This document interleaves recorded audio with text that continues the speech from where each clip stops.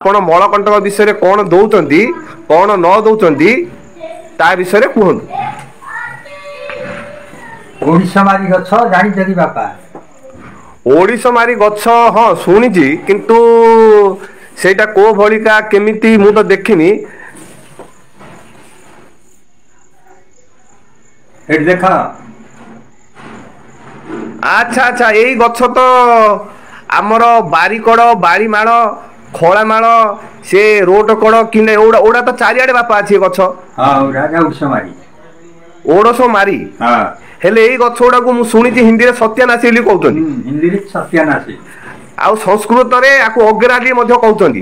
ବାପା ଏ ଗଛର ମାନେ ଏମିତି ହଳଦିଆ ହଳଦିଆ ଫୁଲ ମଧ୍ୟ ଫୁଟୁଛି ନା? ହଁ ହଳଦିଆ ହଳଦିଆ ଫୁଲ ଫୁଟିବ।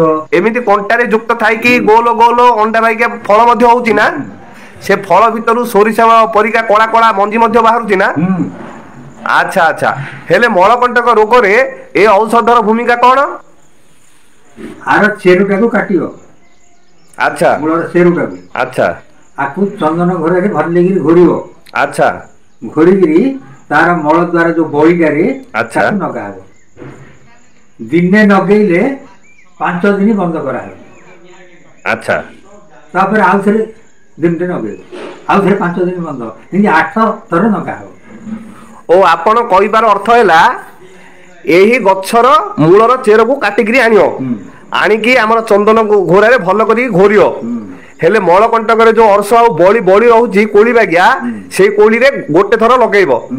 ହେଲେ ଗୋଟେ ଥର ଲଗେଇଲା ପରେ 5 ଦିନ ବନ୍ଦ ରଖିବ। 5 ଦିନ ପରେ ଆଉ ଥରେ ଗୋଟେ ଥର ଲଗେଇବ। ଆଉ ଥରେ ଗୋଟେ ଥର ଲଗେଇଲା ପରେ ଆଉ ଥରେ 5 ଦିନ ବନ୍ଦ କରିବ।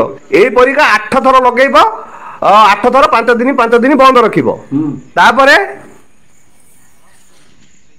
8 ଥର ଲଗେଇଲା ଆଡକୁ ସେ ଭିତରକୁ ଶୁଖି ଶୁଖି ସେ ବଳିଟା ପୁରା ଶୁଖିଯିବ, ପୁରା ମୂଳ ପଛ ହେଇଯିବ। ହେଲେ ମଳକଣ୍ଟକ ରୋଗ ଆଉ ଜୀବନରେ ହବ ନାହିଁ? ଆଉ ଜୀବନରେ ହବନି। ହେଲେ ବାପା ମଳକଣ୍ଟକ ପାଇଁ ଏ ସାଧାରଣ ଔଷଧ ଆପଣ କେତେ ଲୋକଙ୍କୁ ପ୍ରାୟ ଦେଇଥିବେ?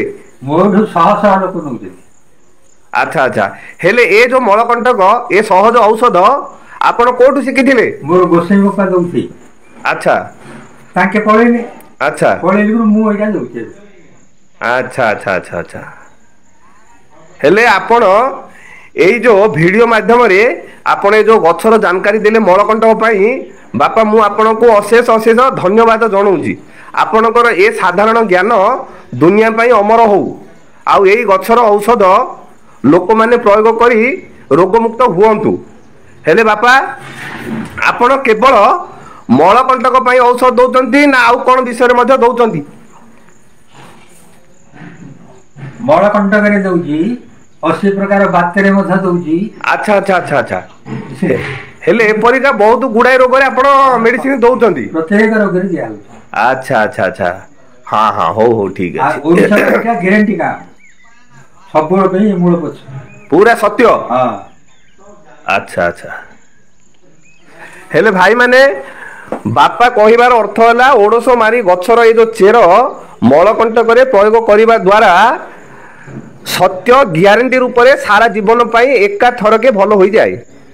ତାହେଲେ ଭାଇମାନଙ୍କୁ ମୋର ଅନୁରୋଧ, ମୋର ରିକ୍ୱେଷ୍ଟ, ମୁଁ ବିନତି କରୁଛି, ଭିଡିଓ ମାଧ୍ୟମରେ ବାପା ଯୋଉ ଔଷଧର ଜାନକାରୀ ମଳକଣ୍ଟକ ପାଇଁ ଦେଲେ, ୟାର ପ୍ରଚାର ପାଇଁ ଏଇ ଭିଡିଓକୁ ଆରମ୍ଭରୁ ଶେଷ ପର୍ଯ୍ୟନ୍ତ ଦେଖନ୍ତୁ।